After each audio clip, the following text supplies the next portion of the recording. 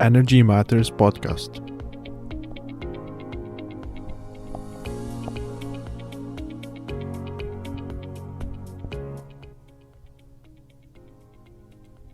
Hey everyone, thanks for tuning in. I am your host Kassem Alokla from Texas A&M University Society of Petroleum Engineers Student Chapter, NOV.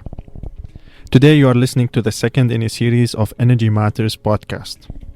The aim of this podcast is to discuss and explore some specific topics about the energy industry in general and the oil and gas in specific, while covering some related topics in environment, economics, policy, and many more.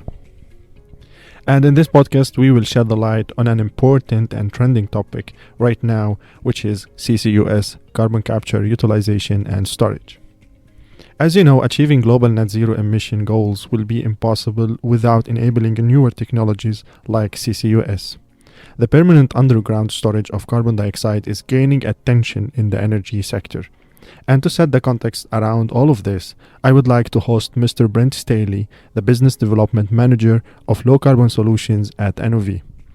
Mr. Brent will tell us more about this technology and how we can enable it in an energy state like Texas. So first, let me start introducing our guest speaker, Mr. Brent. So Brent is the current Business Development Manager for NOV's Low Carbon Solutions Group. He's responsible for commercializing NOV's carbon capture, dehydration, and conditioning technology in North America and leading pathways to newer revenue streams in low-carbon activities. He has been with NOV since 2010 in various roles, including the Drilling Solutions Group, where he specialized in drill bit technology as well as the deployment of engineering and other downhole drilling tools with specific expertise in the Haynesville Shale play, where he spent most of his career in engineering, management, and sales roles. So welcome, Brent, and thanks for being on this episode today. Thank you for that introduction. All right. So let's get started. So as I mentioned, please, if you have questions, type them to the chat box. And now, before we dive into our main topic, I would like to ask you, first, how did you get interested in the energy sector and in the environmental sector? Because your role is like a combination between the energy and the energy industry and the environment. So how did you get into this field, and what made you interested in engineering in general? Very good. Thank you for allowing me to introduce my interest in technology and engineering. So when I was in high school, I actually did a research paper on fuel cells, on hydrogen fuel cells. And so I was able to learn about how the advancement of technology is resolving some of the energy, some of the world's problems, specifically energy. And it fascinated me into pursue an engineering degree. And so I got my engineering degree in mechanical engineering. And ever since then, I've been pursuing technology advancement. I've been interested in that. And throughout my career, I've used my mechanical engineering degree to do a lot of the things that you mentioned. And about maybe 2 or 3 years ago, started to think about some of these things I learned in the past about hydrogen and about fuel cells and about energy transition topics are forefront of and top of mind of everybody's mind currently. And I have 5 kids. Oh, wow. And so I think about what life is going to be like for them when they're my age. And the energy world, the world's energy needs are growing. They're not diminishing. And so we have this rich source of abundant oil and gas that we've had that's been fantastic. But these energy transition topics are coming. And what is the world going to do? We need both. And so it was a fantastic opportunity because we're doing lots of things at NOV in energy transition topics. And so I was able to jump over just over a year ago to this role in pursuing carbon capture activities and hydrogen activities. And it's been really challenging and exciting. So that's great. So you see that both the energy and environment are complementary. They are not the opposite. Right? Absolutely. Yep. Absolutely. Exactly. So that sounds good. And let me dive into our main topic. So I'm a real advocate for CCUS, but I will try my best to be as objective as possible. Just to get your overall view of this topic. And so let's start For those who are new here or who are not familiar with the CCUS, could you please just like tell us in brief what is CCUS, what does it mean, and why it is very trending right now, and especially in the United States with the latest updates regarding to the new changes and the incentives that are given to this topic. Very good. So I had a friend of mine ask me a little over a year ago. He said, "Carbon. You're capturing carbon. What is carbon?" And many people think of carbon as like a coal or like a something that's solid. But what it is referring to is carbon dioxide. So you're taking carbon dioxide is a greenhouse gas. And the efforts and priorities of globally right now is to reduce those emissions overall. And so we're trying to reduce point source emissions of carbon dioxide.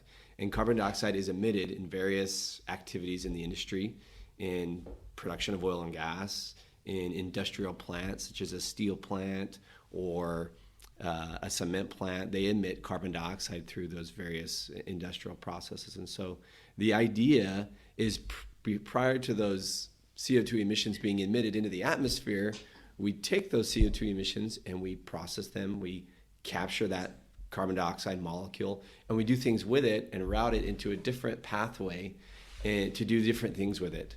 And most of the priority right now is to take it and store it permanently underground in what we call carbon dioxide sequestration. Correct. So could you please tell us like what are the means of storing the CO2 underground? Like we know that CO2 can be used for enhanced oil recovery for the oil and gas industry.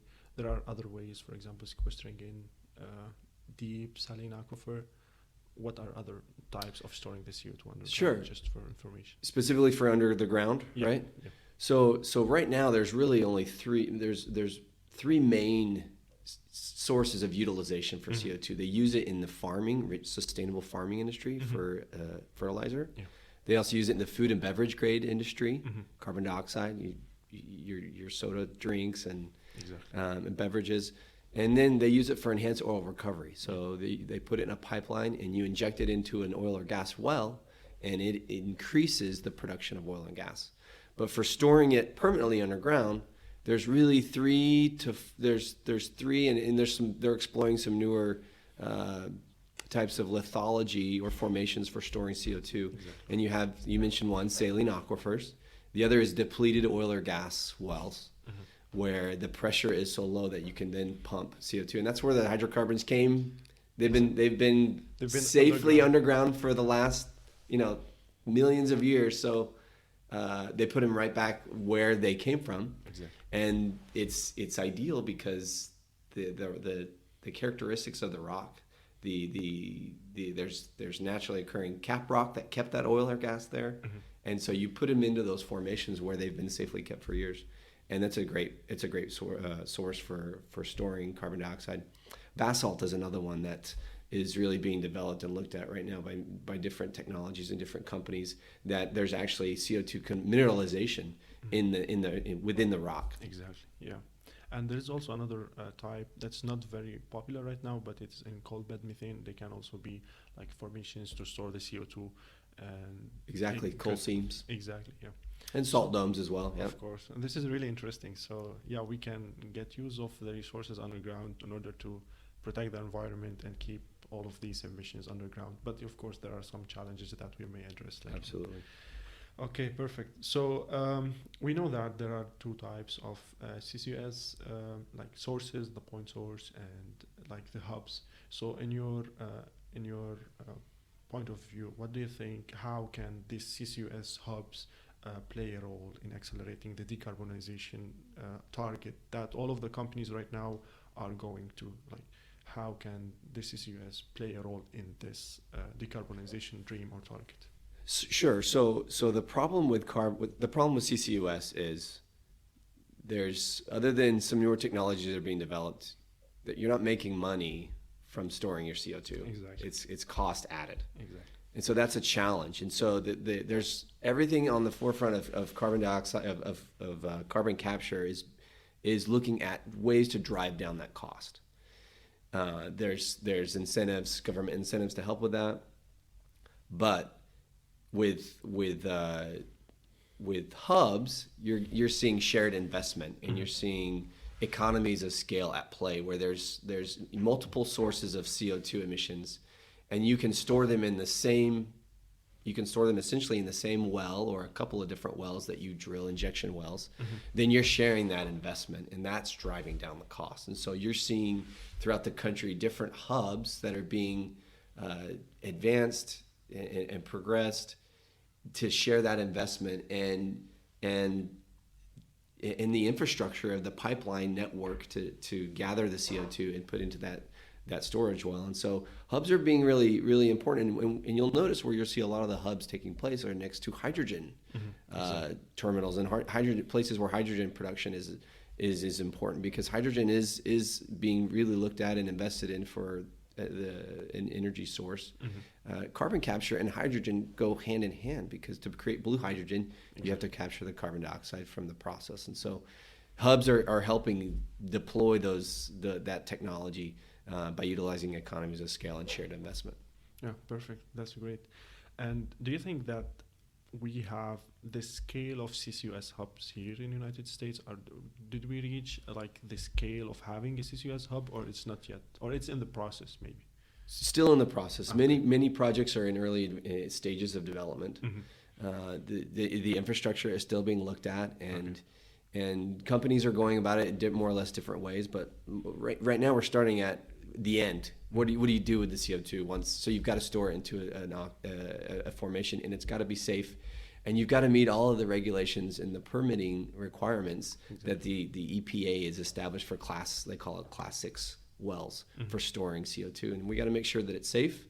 We got to make sure that the CO2 is going to stay on the ground, and that there's enough space to handle the CO2 that we plan to put in there. Yeah, exactly. Because all of the regulations, or the EPA or the Department of Energy, they are requesting to sequester a huge amount of CO2. So we need to have that space underground to allow the storage of such volumes of CO2. Perfect. So with all of these benefits, as we mentioned at the beginning, for CCUS, there are some challenges. So could you please tell us some of the challenges with carbon sequestration, especially so we know that carbon capture is the main thing, because most of the expenditure are on, or most of the costs are going to the carbon capture side. If we want to look into this from the economy wise, carbon capture will be the most costly thing. But if we want to look it into the risk assessment, or from how the future will be with the CCUS, we are gonna focus more on the storage itself, because CO2 is a harmful gas, so we cannot just dump it underground, and without having this monitoring plan, we need to look into this CO2 and how it is moving underground, because we are not going to let the CO2 just move in randomly. So just some thoughts on this topic regarding some of the challenges of CCUS. So there's lots of challenges and risks to CCUS. From a financial point of view, that's a risk, and the technology cost in the capture is the most expensive part of the whole CCUS value chain. That's a challenge, and so there are technologies that they're advancing today that to drive that cost down, but there's a process to commercialize new technology, to prove it out, to make sure that it works. And so that's a challenge, the cost to capture CO2. In each part of that value chain, there's a challenge. There's a challenge in the infrastructure, in the pipeline. There's as far as the storage goes, there's a challenge in the permitting, meeting the regulations, and then who takes responsibility of that carbon dioxide once it is drilled into the ground. And each state is determining the timeline and who has responsibility for the carbon dioxide once it's stored, and after a certain amount of time does the state take over. And so some states are implementing some of that legislation and policy to remove that liability after a certain amount of time. But that's a major challenge, is who's responsible for that CO2 if something happens. Just the process of capturing carbon dioxide is a challenge as well, because you have to capture the CO2. There's emissions in some of the processes for doing that, and so we got to make sure that those are tightened up and prevented. And then carbon dioxide, by nature, as it's captured from one of these industrial sites, is water saturated. And so you combine water with carbon dioxide and you get Solid. carbonic acid, which is very corrosive. And so there has to be a lot of mitigations in Surface side. exactly on the surface side to address that corrosive nature of CO2. You have to dehydrate it and you have to condition it prior to putting it into a pipeline. Exactly. And then to transport carbon dioxide, it's more energy efficient and effective to convert it to or to compress it to supercritical phase carbon dioxide, which also presents some challenges. Compression is expensive, and you've got to get it along this pipeline and into a well, and then monitoring it. There's a lot of advancements on monitoring technology right now. How do you monitor it and ensure, one, that there's no increased seismic activity when you inject CO2 into an underground storage well, and that there's no migration of the CO2, and that it doesn't go back up where we came from. And so those are all challenges that are being addressed and advanced, and a lot of energy and certainly the government's incentives and subsidies are helping accelerate that advancement in technology. Yeah, exactly. Yeah. So the challenges are existing not only in the subsurface but also on the surface level, like when we are going to capture the CO2 and transport it, and also like do the compression. So yeah, interesting. But this is gonna be like something really innovative if we will be able to like mitigate all of these challenges and like maybe try to get solutions for all of them, so that this is gonna be like a very good business for the future. So we are all aware of the latest changes happening in the United States regarding the Inflation Reduction Act, the IRA, Inflation Reduction Act, which turned out to be very beneficial for the CCUS if it's gonna be a law. So the Senate passage of the IRA was a major step forward towards the legislations that may finally usher the commercial scale development of CCUS hubs in the United States. So I would like to have like some of your comments regarding this, because you are at business development and you might have like the overall picture of this like this act that's mainly giving all of the incentive and support in terms of increasing the tax credit for both, not only the carbon storage but also the carbon capture. So could you please tell us more about this? Sure. So there's been government incentives for capturing carbon dioxide for the last couple of decades, and they've increased that amount in the last decade to what it's currently at, which is $50 a ton if you store the CO2, and $35 a ton if you utilize it in some way. But we didn't see the bump or the massive adoption of or deployment of carbon capture technologies, and so the economies don't play out. They still don't work, even with the incentives that were in place. And globally, you have carbon taxes and penalties that companies avoid that make sense. And so internationally, we're seeing a lot of increased activity for carbon capture. In California, they have a tax credit and penalty system called the Low Carbon Fuel Standard, and there's activity that's being increased there because the incentives are there. But I think to the government's credit, they recognized that we needed to boost to accelerate deployment of carbon capture. So they did a couple of things. There's some very interesting provisions in the bill, and it's passed the Senate. Hopefully it passes the House. And some of the provisions that are interesting is, one, the increase in rate from $50 to $85 a ton for storage, and from $35 to $60 a ton for enhanced oil recovery or utilization. Exactly. The other provisions that are really helpful is, one, they created a direct pay feature in the bill, which is super helpful for companies, because a lot of the companies that are looking at carbon capture, some of them are not tax strapped, and so to get those projects off the ground, they need an infusion of cash up front. And so that direct payment for the first 5 years, first 5-year period, will be really helpful to those companies. And then for the full 12-year period, any companies that are co-ops or nonprofit companies can enjoy that benefit for the entirety of the credit. Mm-hmm. The other provision that is helpful is they pushed out the commencement construction date to 2033.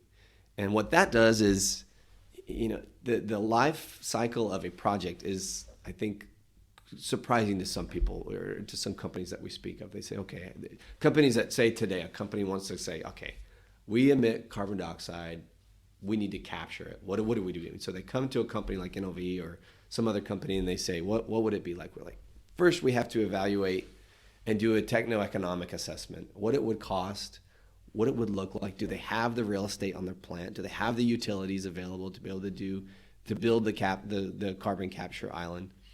And that takes some time. And then you have to, once you pass that time period, you have to do a front-end engineering design study, where then you really look at all the equipment and all of the what's required to build this carbon capture island, and provide a firm price on what it would cost to do this and what it would look like, and build a 3D model and do detailed engineering design of the equipment and all that goes into the plant. And then they make the decision. And then it takes 2 years, a couple of years to build that plant. So this is a timeline that has to go forward. And so that commencement date being pushed out is going to be helpful to allow that time to develop for those projects. The other thing they did is they reduced the thresholds for capture. So before, for a power generating unit, it was 500,000 tons a year. Mm-hmm. Well, they reduced that to 18,000 and change, and then 12,000 and change for a different energy sector that's industrial, in the industrial sector. That's helpful. The other thing they did is they made it a for design requirement. So say a company has, and most of the carbon capture technology out there we're looking at captures 90+% of the carbon dioxide from that single source. What about the rest of the emissions in that plant, in that facility? The fugitive emissions and the other emissions they're hard to capture.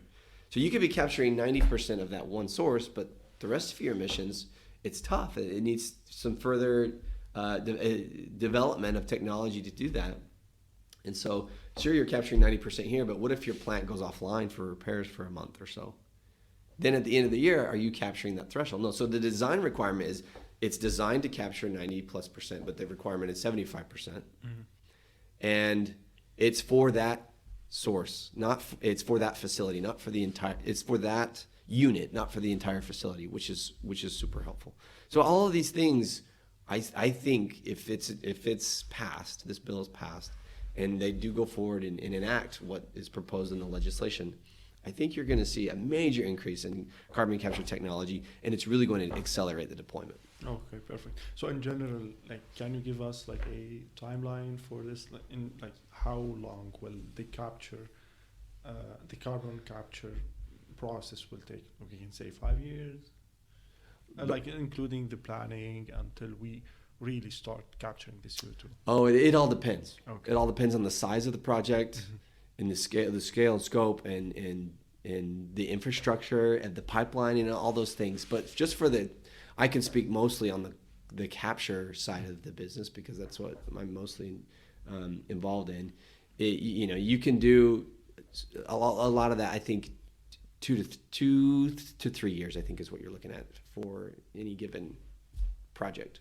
But of course, that changes drastically with size of the project, depending on the volume of CO2 that you're capturing, the percentage of the CO2 that exists in your flue gas, all those things exactly. But okay, so the companies that are setting dates for injection, in late 2026 and 2027, is something reasonable, right? It's reasonable, okay. Absolutely. Okay, perfect. All right, so to the next question. Now let's move to NOV in general. So we know that you are the business development manager for the low carbon solutions, and it's a very active role, especially that NOV is one of the leading companies in energy transition, not only in the carbon side, but also in other aspects. So I would like to hear some of your information or some of your notes about NOV's current, how NOV is working on the decarbonization of their projects or helping other companies in order to achieve this decarbonization role or decarbonization target. Yeah, what's nice about energy transition is there's a rich history in oil and gas mm-hmm. of executing large-scale projects. Mm-hmm. and of a core competency in engineering and process it's really unparalleled in the world. And so they have this rich experience, and NOV is no different. We have led out in oil and gas in our technology. We've been around for 150 years. So you talk about startups and new technologies. We're not a startup. We've been doing this for many years. And so what 5 or 6 years ago we took inventory of what we do, what's NOV capable of, what are our core competencies, and how can we repurpose those to supply some meaningful solutions in these energy transition topics and spaces. And so we've been removing carbon dioxide for the last 35 years from upstream natural gas well. And so we're very good at that, and we've been doing that, and we have the engineering process house and team to do that, and we supply the key equipment for removing carbon dioxide from an upstream natural gas. So that was a very natural transition for us to do that for a post-combustion carbon capture project. But NOV also we do many other things through our product portfolio in oil and gas that's very relevant to carbon capture. So when you look at the capture side, we do the carbon capture, we do the conditioning and dehydration of the carbon dioxide and deoxygenation.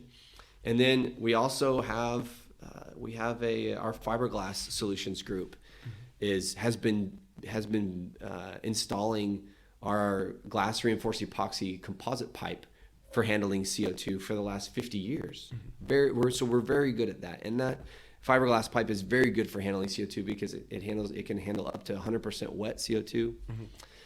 So for transportation, we do that. And we have a turboscope group that does pipe coating.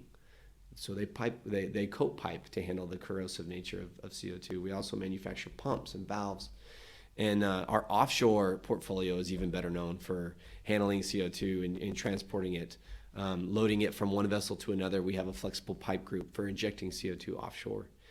And then, and so all of these things, if you look at the whole value chain of CCUS, including our drilling full suite of drilling tools and our drilling rigs for drilling injection wells and well construction, which we've been very good at for many years.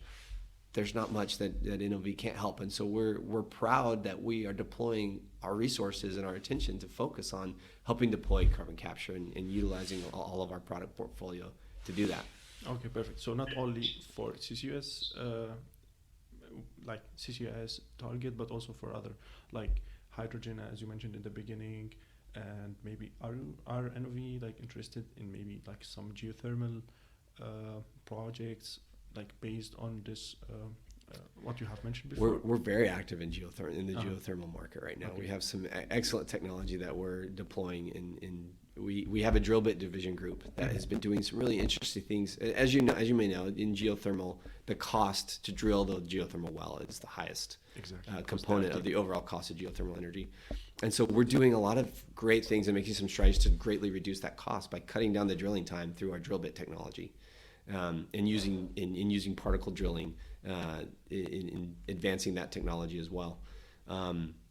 So yeah, we're very active in that. Very active in hydrogen because of our gas, our rich gas processing experience. We have capabilities in house of doing hydrogen dehydration and hydrogen conditioning and purifying of hydrogen. So absolutely. Okay, perfect. So yeah, based on your position on NOV as a business development manager, could you please tell us more about the costs of not specifically the costs of CCUS, but the capturing is the main part that is requesting all of these amounts of money in order to apply the technologies that are relevant and the technologies that will allow the good capture of different sources of CO2 from different for example, from factories, from farms, I don't know, from cement. So what do you think about the costs in specifically about the CCUS processing?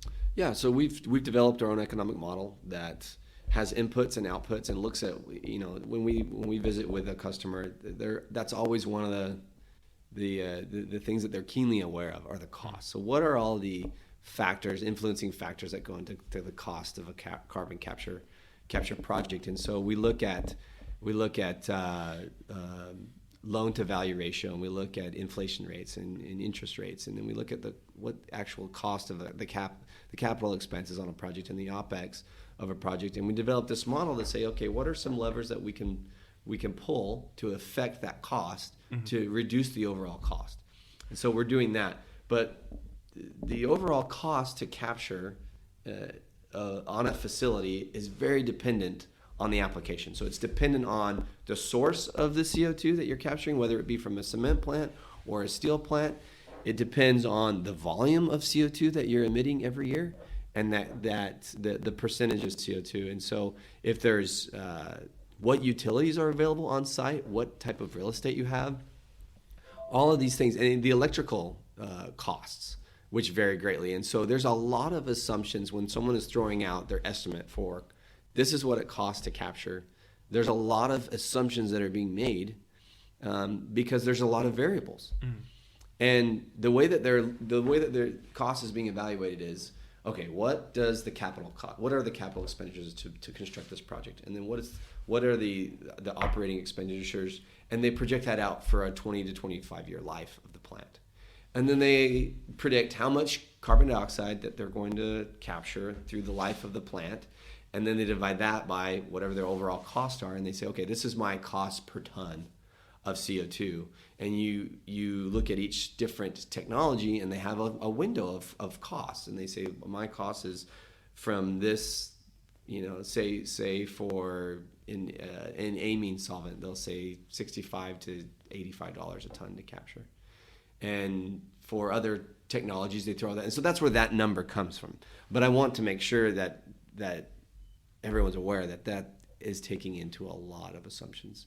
That is changing as we currently speak, as inflation goes up and interest rates go up. So that's why it's hard to ever specifically answer what is the cost to capture carbon. There's so many things. So that's what goes into the cost. But we're looking at NOV. So as our carbon capture technology is progressed, our most commercially available and ready technology is captured via chemical absorption with an amine solvent. And so we're not a chemical company, so we don't manufacture the solvent, but we do have various suppliers of that solvent that we look at, and we're constantly landscaping the industry to see what is the lowest cost. And there's lots of solvents that they're being developed that we're keeping an eye on. So I think that kind of captures what the costs to capture is and everything that we're looking at, and how we can help drive those costs down.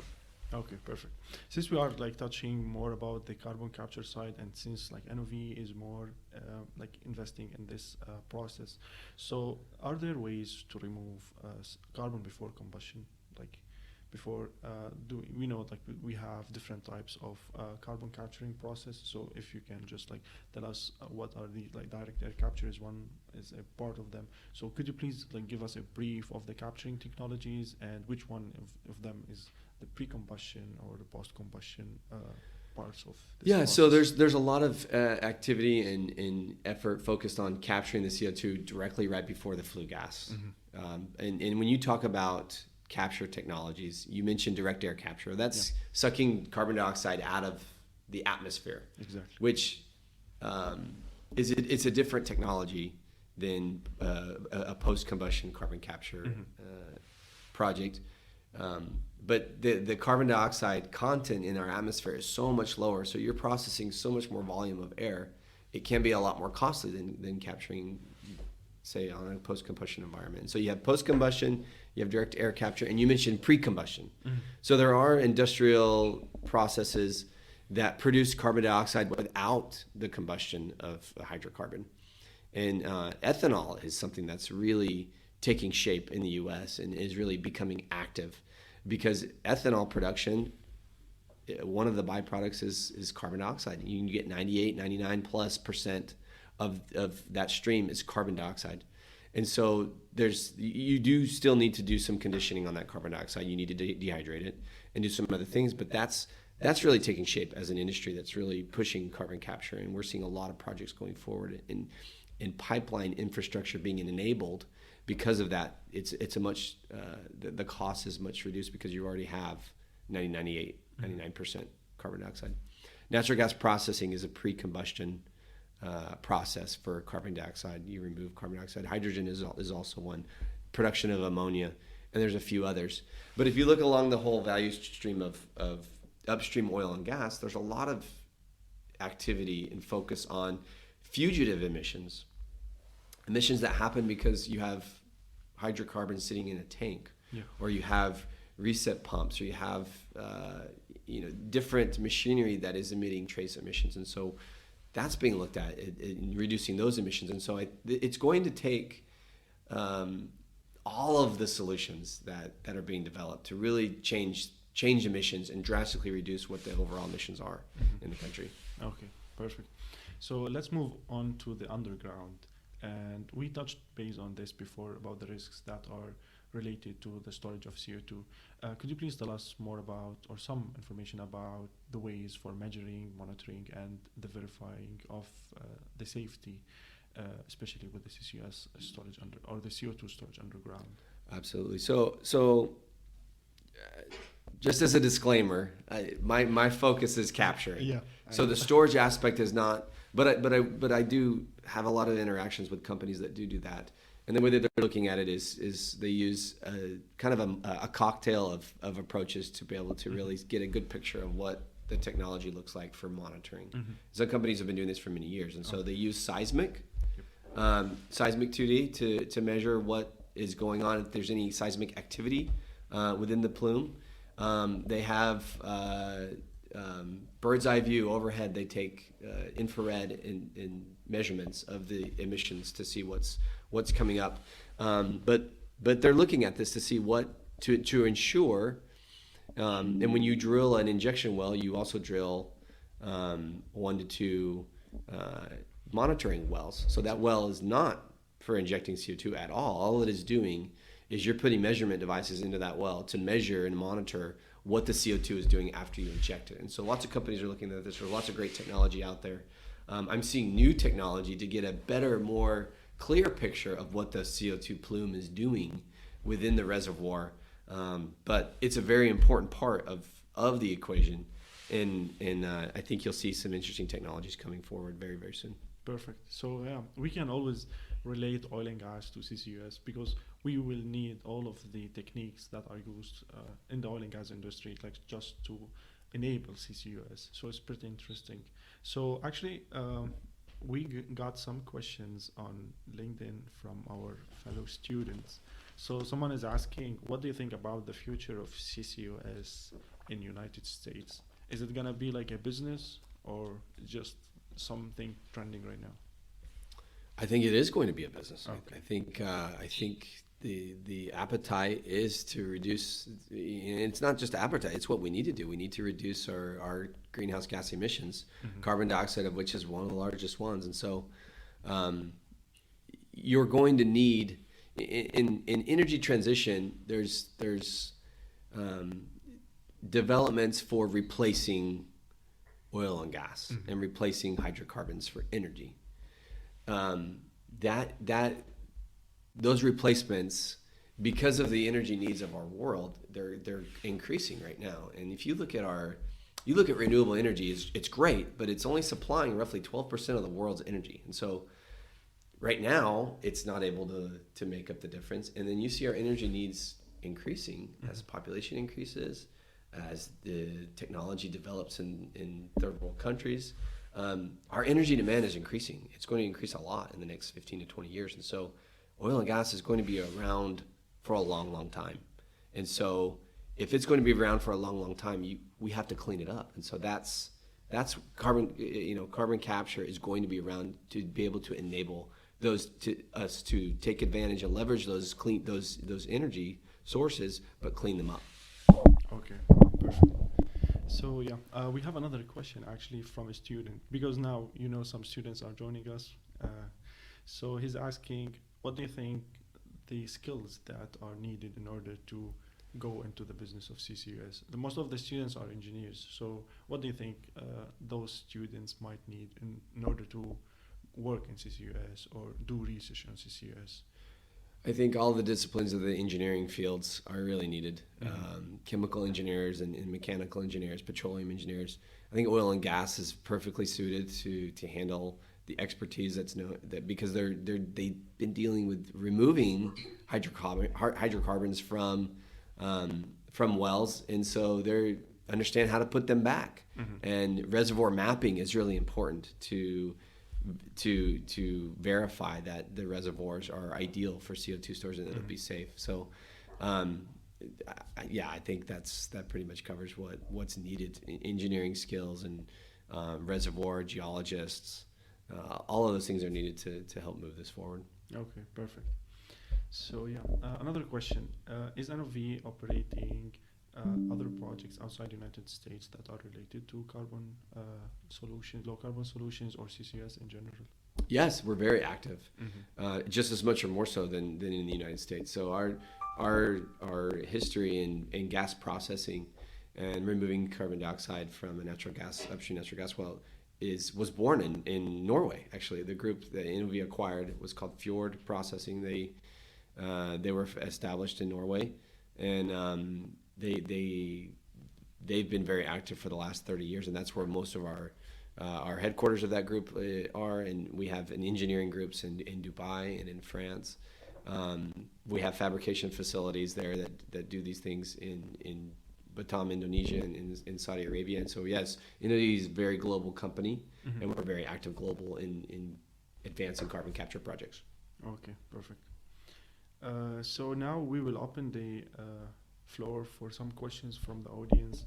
So I will just look into the LinkedIn page again and see if we got other questions from the students or from the attendees.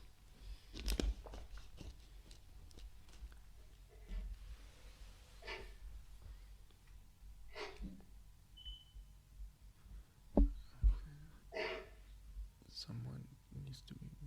Okay.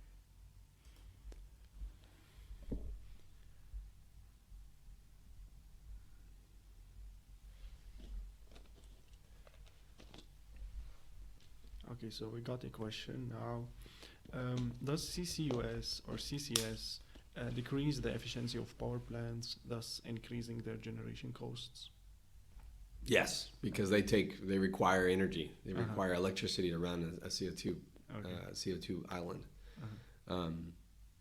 And so to operate the system requires cost. So it's an offset of their costs of their power generation. Absolutely. So based on this gets me to another question. So you said at the beginning CCUS or carbon capture and storage is something that's not getting money to the company unless they get this, like they start injecting and get the tax credits. So what are the major incentives for the company other than just like to open another sector in its or another department which is going to be for low carbon solutions? What are the things that will motivate the company to go for CCUS or other low carbon solutions businesses like hydrogen? Well, you have the government tax credits, the 45Q credits for capturing your carbon. That's a tax rebate. Or there's in California, you've got the tax credit in penalty exchange system, the low carbon fuel standard, which can be a pretty big incentive. You have the voluntary carbon offset market that is developing. I think it's becoming more and more mature, and we may see that be a huge incentive. But also, I think you'll have the ESG community and investment community is an incentive right now. It's a social plea, which social pleas don't pay the bills, but it's also an incentive. And I think in the future you're going to see an increase of that. I think you'll see more and more companies demand to purchase your product, that product comes from a clean source. And so those are the incentives right now. The increase from this Inflation Reduction Act really bump up those incentives to where projects now are in the green or in the black instead of in the red. So. Okay, perfect. Sounds good. We got another question. So can CCS power generation projects economically compete with the renewable power generation? if you want to compare between them? That's a great question. Currently, no, I don't think so. But I actually wouldn't have that information off the top of my head to know exactly renewable cost of renewable generating. But I think you need both anyways. Yeah, it's not a competing thing. It's we need multiple sources of energy to be able to meet the needs and demand. So, there's certainly renewable energy has its advantages and disadvantages, and so I think you need both. I think you need both. So I think it's a good question. I can't speak specifically the details of the answer, but we need them. Yeah, well understood. So I think the solution is gonna be like energy mix. Like the oil and gas will continue. We will have renewables. We will have CCUS. We will have hydrogen, geothermal. This is gonna be like the future of energy in the coming few years. So yeah, hopefully we will be able to accommodate all of these technologies and thus advance in order to meet all of the targets. Let me look into LinkedIn again and get some other questions. Okay, so we have another question here. Are any chemicals consumed or wasted in the CO2 capture process and thus must be replaced? Yeah, so depending on the technology, but specifically speaking of carbon capture via amine or chemical absorption, there is degradation of the solvent as it's actually a closed loop, the way that the solvent works. So it captures the CO2, it's then routed over to a gas stripper, and then the CO2 is stripped out of that solvent, and the solvent is looped back, circulated back into the process. And so there is a degradation over time, and it has that solvent is replaced. So that is part of the operating cost of the system. Okay, perfect. Okay, so here we have another question. Could you please tell us more about the availability of funding for these first kind of projects related to CCUS, and where is the capital coming from? So I think most projects are being financed, and you have climate fund managers, and you have loans from the DOE that are available to fund some of these projects. But you also have the DOEs giving out lots of different grants for different projects if it meets kind of their criteria for where they want to put their priority for technology and for deployment. So there's a lot of funding opportunities through grants and financing and government loans to help kick off these projects. Yeah, perfect. Yeah, and this is gonna be more and more with it in the future once we started achieving all of these projects. And you mentioned before about the Class 6 permit. So this is really interesting because I know this is a long process and it requires a lot of it requires the companies to submit a lot of documents in order to get this permit. So could you please touch base about the Class 6 permit, and do we have this Class 6, any of the companies or any of the states is currently working on applying for Class 6 permit, or they already got this Class 6 permit? So right now in the U.S., the permitting process is managed by the Environmental Protection Agency. So the EPA manages it. There's a couple of states that have applied for what we call primacy, and so then once they've applied for primacy, then they manage that system for issuing those permits. And there's actually been issued, I think, 2 permits for injecting CO2 in wells right now. And that process took a little over 6 years. Wow. And so everybody's looking at this and saying, okay, Class 6 permits take 6 years. That's a long time. And so that's it. When you talk about impediments to carbon capture projects, that's an impediment to carbon capture projects. But I'll borrow the Assistant Secretary of the Department of Energy, Brad Crabtree. I was in a meeting with him recently, and he said that process for those first permits took a long time by design. Okay. Because they were the first issued, so they had to figure out some things on what carbon dioxide. What does that mean? What are some assurances that it's going to stay in the ground? And so by design, it took that long. He said nobody expects going forward that it's going to take that long, and I think they'll do some things to try to help that. Is it as fast as it needs to be currently, or in the near future? I don't know. Absolutely not. I'm certainly an advocate for speeding up that process, but being responsible about it. I think primacy helps as each state. And I know different states like Texas and Louisiana are going through that process to get primacy.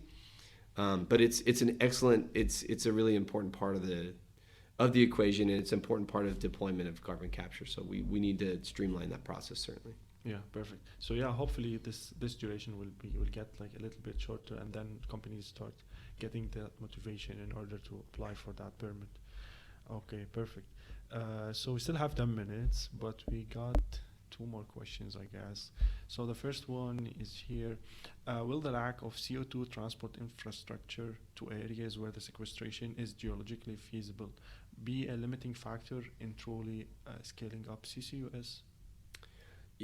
Well, sure. We have to have a place to put it. And if you look at the reservoirs in the world globally, U.S., by a factor of multitudes of magnitude, they have reservoirs ideally suited for storing CO2 more than the rest of the world. And so the U.S. is really, that's going to be a major solution in the U.S. for storing CO2.